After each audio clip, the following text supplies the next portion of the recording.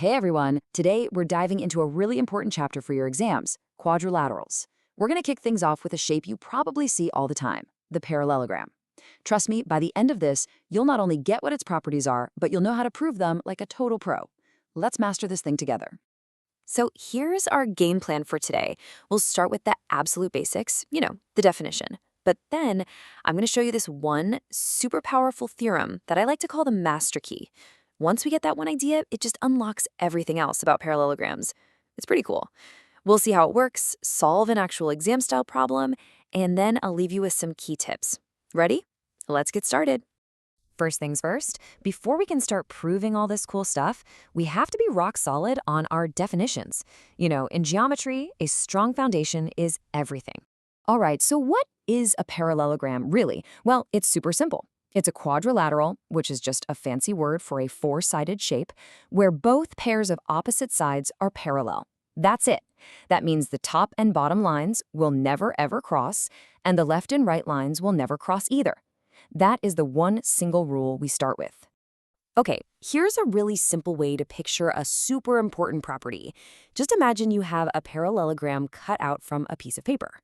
Now, what happens if you take your scissors and slice it right along the diagonal?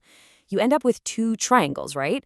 But what's amazing is that these two triangles will be perfectly identical. And in geometry, we have a special word for that. We say they are congruent. Now, that simple idea we just talked about, that's actually the most important concept for this whole topic. It's a theorem that acts like a master key. Once we prove this one little idea, it's going to unlock all the other properties of a parallelogram for us, one by one.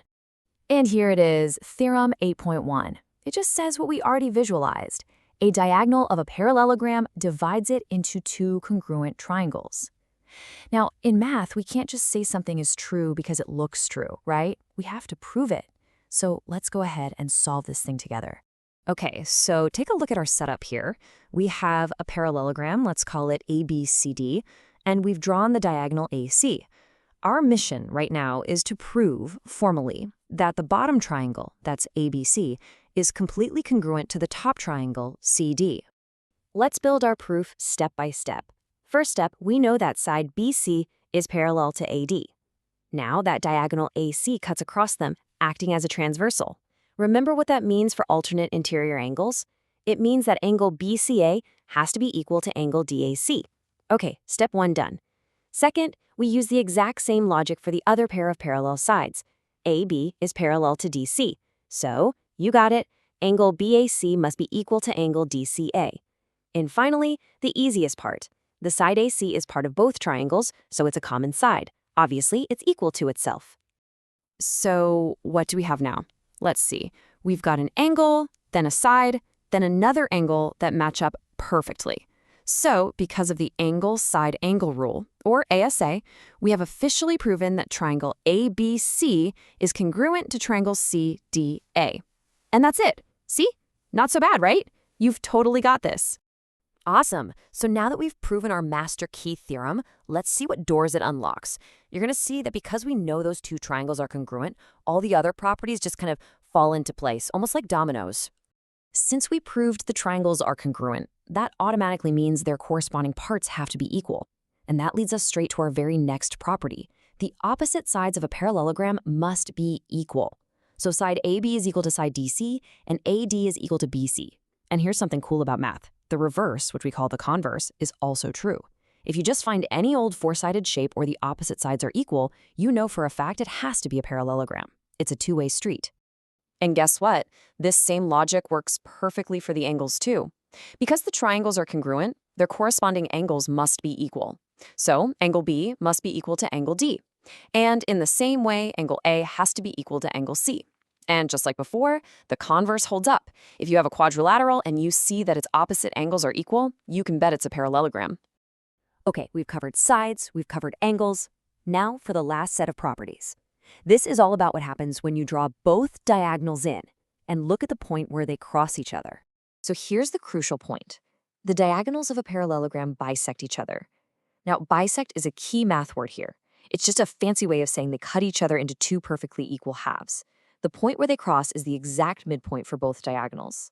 And, you probably guessed it, the converse is true again. If you have any quadrilateral and you notice its diagonals are cutting each other in half, it has to be a parallelogram. All right, that's enough theory for now. The absolute best way to learn this stuff is to actually use it. So let's tackle a really common exam-style question where we have to put these properties to work to prove something. So here's the problem, straight from the textbook. It says, show that each angle of a rectangle is a right angle. Now, of course, we all know this is true, but in an exam, you can't just say, I know it. You have to prove it step by step. Let's break down what we're actually given here. By its very definition, a rectangle is a special kind of parallelogram that has at least one right angle. So for our proof, we're going to start by assuming that angle A is 90 degrees. Our mission is to prove that if that's true, then angles B, C, and D must also be 90 degrees. Okay, let's start the proof, and this is a common tricky point, so watch carefully. Because a rectangle is a parallelogram, we know its opposite sides are parallel. So AD is parallel to BC. Now think about the line AB. It's cutting across those two parallel lines, which makes it a transversal. Now, do you remember the rule about interior angles that are on the same side of a transversal? They always add up to 180 degrees. That means angle A plus angle B has to equal 180. And remember, that reason in the brackets is super important to write down in your exam if you want full marks. And now this is the easy part. It's just simple substitution.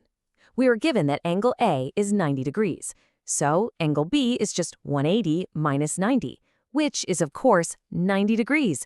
Fantastic! We've already found our second right angle. And for the last two angles, we don't even need to do any more calculations. We can just use one of those properties we learned earlier today. In a parallelogram, opposite angles are equal. So angle C has to be the same as angle A, which is 90. And angle D has to be the same as angle B, which is also 90. And just like that, problem solved. Great job, everyone. Seriously. Let's do a super quick recap of the most important takeaways, and then I'll give you one crucial tip for your exams. Okay, let's summarize real quick. When you hear the word parallelogram, I want these four properties to immediately pop into your head. 1. A diagonal splits it into two congruent triangles. 2. Opposite sides are equal. 3. Opposite angles are equal. And 4. The diagonals bisect each other.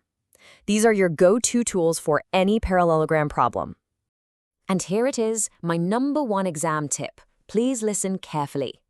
It is not enough to just write down the step in a proof. You must write the reason for that step in brackets. Things like alternate interior angles or opposite angles of a parallelogram are equal. This is how you show the examiner that you really understand the logic, and it's what will get you those full marks. We have covered a whole lot today. But to really test if you've got it, here's a little question to think about for our next explainer. A rhombus, is also a type of parallelogram, but it's a special one where all four sides are equal. So how would you use what you've learned today to prove that its diagonals are perpendicular, that they meet at a perfect 90-degree angle? Have a think about it, and we'll explore it together next time. Well done today.